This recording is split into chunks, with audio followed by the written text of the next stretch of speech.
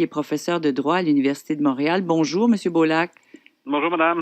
Alors, avant de passer aux arguments du jour, pouvez-vous nous rappeler, là, comment la Cour suprême a rendu sa décision, comment elle a déclaré, pourquoi elle a déclaré inconstitutionnelles les dispositions du Code criminel? Écoutez, l'invité avant moi résumait un peu la trame chronologique, là. Donc, en février 2015, 6 précisément, la Cour suprême, dans une décision unanime, déclare invalides les dispositions du Code criminel en matière d'euthanasie.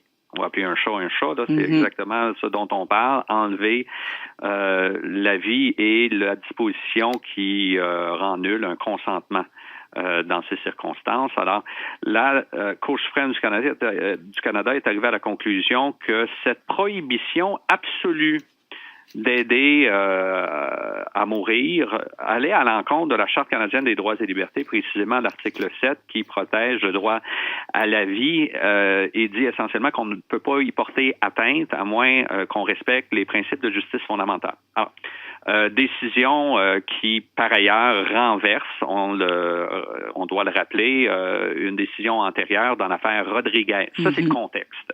Alors, c'est clair, ces dispositions, c'est pas que la Cour aujourd'hui va se pencher de nouveau sur l'opportunité des déclarations. Non, sont invalides depuis un an, ou 11 mois précisément, mais comme la Cour le fait, mais c'est vraiment l'exception à la règle. La Cour peut suspendre la déclaration d'invalidité d'une loi pour motif de sécurité publique, pour éviter qu'il y ait un vide juridique. Parce qu'on considère que les raisons derrière la réglementation de l'aide à mourir devraient être reconsidérées par le Parlement. On a donné 12 mois. Ça, dans la jurisprudence de la Cour suprême du Canada, c'est pas mal le délai le plus long. Ça varie entre 3 et 12 mois.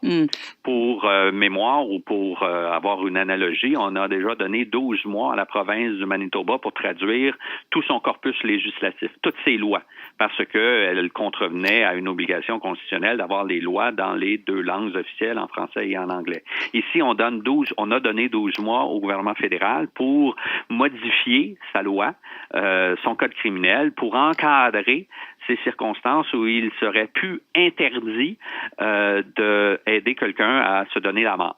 Or, le 12 mois arrive à échéance et on est très loin de la coupe aux lèvres parce que le projet de loi n'est pas encore même proposé. Bien justement, vous dites que c'est une exception à la règle qu'on accorde un délai aussi long de 12 mois, mais en même temps, ça fait même pas 3 mois que le gouvernement actuel a été élu. Il semble que peu de choses avaient été faites, on ne le sait pas, à part le précédent gouvernement.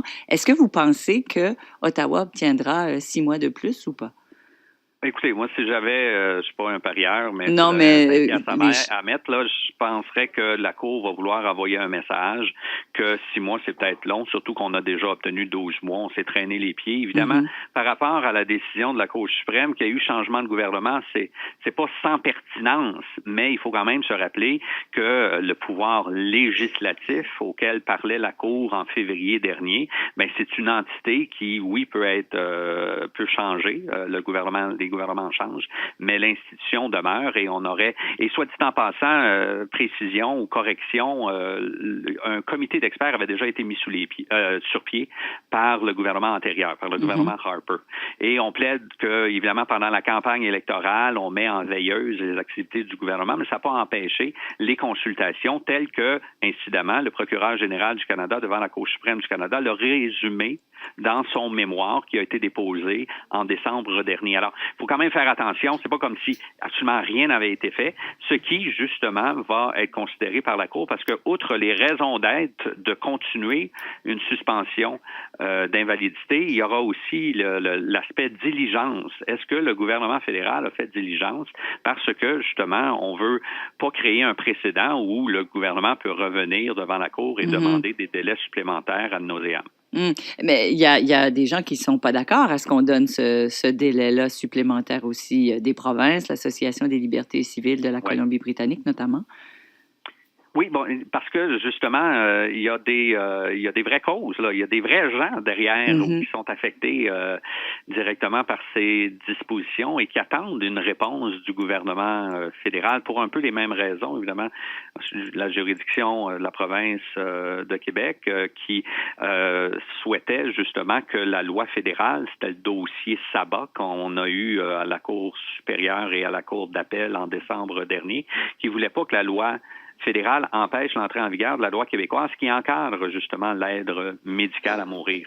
Et la décision de la Cour d'appel confirme que la loi québécoise peut entrer en vigueur. Pour les mêmes raisons, il y a des associations à travers le pays qui souhaitent pas qu'il y ait un délai supplémentaire, parce que ça fait, puis par principe par ailleurs, ça fait déjà un 12 mois. Mhm. Et dans la jurisprudence, je le répète, de la Cour suprême, à ma connaissance, ça va de 3 à 12 mois. On ne dépasse pas les 12 mois. Dans le passé, il y a eu des extensions de demander et d'accorder, mais c'était initialement pour une suspension de 6 mois qu'on a ajouté un 3 mois pour faire 9 mois. Là, si on ajoute un 6 mois, on est rendu à 18 mois. Il y a sans doute plein de gens qui vont dire qu'il y a eu négligence, qu'on aurait pu procéder avec plus de célérité. Mais ce qui risque de se passer si le délai n'est pas accordé, c'est que bon, les dispositions du Code criminel sont invalides et puis chaque province fera un peu à sa façon. Ce ne sera pas uniforme à travers le Canada. Ben, ça va être le vide juridique là, qui va s'appliquer même au Québec. C'est la seule province qui encadre, mais c'est dans des circonstances qui sont pas exactement pareilles à celle qui a été abordée par la Cour suprême du Canada dans cette décision, la décision Carter, là, on va y donner un nom, de février 2015. Alors, c'est ce vide juridique finalement qu'on souhaitait éviter en donnant la chance au fédéral de faire ses devoirs. Or, ça prend un petit peu plus de temps qu'on l'aurait souhaité. Puis c'est sûr que les circonstances de l'élection de l'automne dernier sont pas étrangères. Mais on ose espérer. C'est pour ça que moi, si j'avais à parier, je mettrais un 3 mois supplémentaire et non pas un 6 mois, parce que la Cour enverrait un message au gouvernement fédéral de faire les choses bien, c'est certain, mais avec plus de rapidité, parce qu'il y a des vrais gens qui sont affectés par le fait qu'on suspendrait davantage ou pour une période supplémentaire l'inconstitutionnalité des dispositions du Code criminel. Stéphane Beaulac, constitutionnaliste, professeur de droit à l'Université de Montréal. Merci beaucoup. Ça me fait plaisir, madame. Au Au revoir. revoir.